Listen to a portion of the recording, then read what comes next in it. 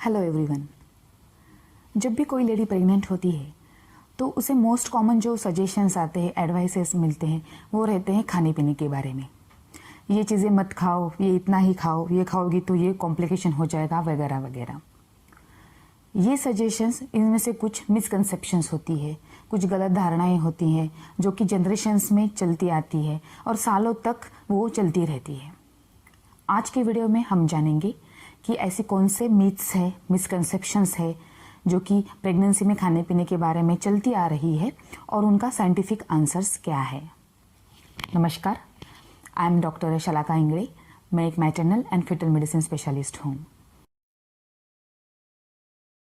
Pregnancy में पहले 3 महीने तक कैलोरी रिक्वायरमेंट्स उतनी नहीं रहती है। असली रिक्वायरमेंट चालू हो जाती है तीसरे महीने से, जो रहती है एडिशनल 350 कैलोरीज। इसके लिए आपको दुगना खाने की ज़रूरत नहीं है। आपके रेगुलर खाने में अगर आप एक चपाती, 1 कप राइस, 1 फ्रूट और 1 एग ये ऐड ऑन करती है तो आपकी ये रिक्वायरमेंट्स फुलफिल हो जाती है। तो ईटिंग फॉर 2 ये समझिए, इसका मतलब ये नहीं कि ये 2 बार या फिर दुगना या फिर डबल खाना है। इसका मतलब ये है कि आप आपका जो खाना खा रही हैं दिन भर में उसको न्यूट्रिएंट्स से परिपूर्ण कीजिए और fruits, vegetables, milk, egg, protein rich food items इनको आपके डाइट में इन्वॉल्व कीजिए, जिससे आपकी और आपकी बेबी इन दोनों की न्यूट्रिएंट की रिक्वायरमेंट्स पूरी हो सके।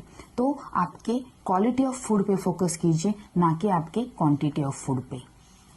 नेक्स्ट कॉमन मीथ है प्रेगनेंसी में होने वाले वेट गेन के बारे में। स्पेशली नए जनरेशन के लेडीज में, गर्ल्स में, जब वो प्रेग्नेंट रहती है तो उनको ये डर रहता है कि मेरा अगर प्रेगनेंसी में वेट गेन ज़्यादा हो गया तो मेरा बॉडी शेप चला जाएगा, मैं डिलीवरी के बाद उतना वज़न कम नहीं कर पाऊंगी। वो बहुत डिफ़िकल्ट होता है डिलीवरी के बाद वेट कम करना। तो इसीलिए मैं प्रेगनेंसी में ही उतना वज़न बढ़ने नहीं दूंगी।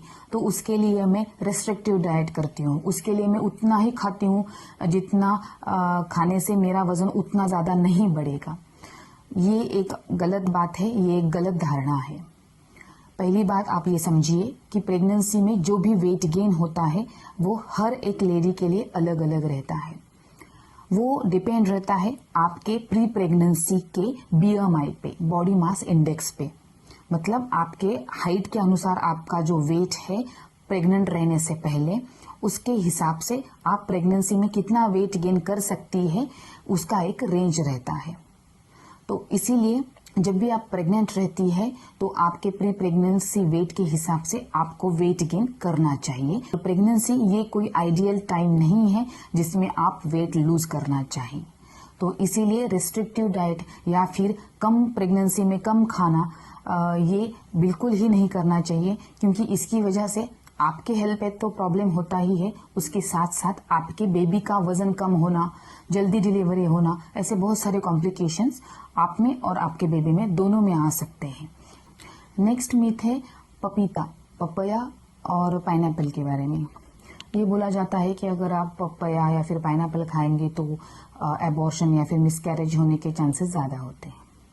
तो मैं आपको बताना चाहूँगी कि आप अगर पपीता या फिर पाइनएप्पल अच्छे से वॉश करके क्लीन किया हुआ और अच्छे से पका हुआ उस कंडीशन में खा रहे हैं तो वो सेफ है और मिनिमम 1 या 2 सर्विंग्स आप खा सकते हैं। पपया जो कि कच्चा है या फिर आधा पका हुआ है, उसमें कुछ ऐसे घटक रहते हैं जो कि हार्मोन्स का सिक्रीशंस बढ़ाते हैं, जो हार्मोन्स यूट्रस का, गर्भाशय का कॉन्ट्रैक्शंस बढ़ाते हैं, जिसकी वजह से लेबर चालू होने के चांसेस रहते हैं। इसीलिए अगर आप पपया अच्छे से क्लीन किया हुआ और अगर वो अच्छा पका हुआ है वो खा सकते हैं, लेकिन मिनिमम मात्रा में। नेक्स्ट कंसेप्शन है सिट्रस फ्रूट्स, मौसम्बी, संतरा या फिर लेमन के बारे में। ये कहा जाता है कि जब हम मौसम्बी, संतरा ये ऐसे फ्रूट्स खाते हैं तो जुकाम हो जाता है, सर्दी हो जाती है, ये ठंडे रहते हैं। ऐसा बिल्कुल भी नहीं है। ये फ्रूट्स विटामिन C रिच रहते हैं, इनमें बहुत ज़्यादा मात्रा में विटामिन C रहता है। विटामिन C आपकी इम्यूनिटी लेवल बढ़ाने में बहुत इम्पोर्टेंट रहता है। उसके साथ साथ आप जो आयरन टैबलेट्स लेते हैं उसमें से आयरन का एब्जॉर्प्शन होने में भी विटामिन सी बहुत ज़्यादा मदद करता है। इन फ्रूट्स में फाइबर भी बहुत अच्छे तरीके से रहता है, जो आपके कॉन्स्टिपेशन की प्रॉब्लम भी सॉल्व कर सकता है और डाइजेशन में भी बहुत इंपॉर्टेंट रहता है। इसीलिए संतरा, मौसम्बी, लेमन ये फ्रूट्स आप प्रेगनेंसी में खा सकते हैं। नेक्स्ट कॉमन मीथ है केसर के बारे में, सैफरॉन, कि सैफरॉन खाने से बेबी गोरा हो जाएगा या दूध में हल्दी मिलाने से और वो पीने से बेबी अच्छा गोरा हो जाएगा। तो मैं आपको ये बताना चाहती हूँ कि बेबी का कलर ये एक जेनेटिक डिटर्मिनेशन है, मतलब बेबी कौन से कलर का होगा ये उसके जेनेटिक्स पे निर्भर रहता है। आप कोई भी खाना खाइए, उसका उसके बेबी के कलर से कोई भी संबंध नहीं है। नेक्स्ट मीथ है फिश के बारे में।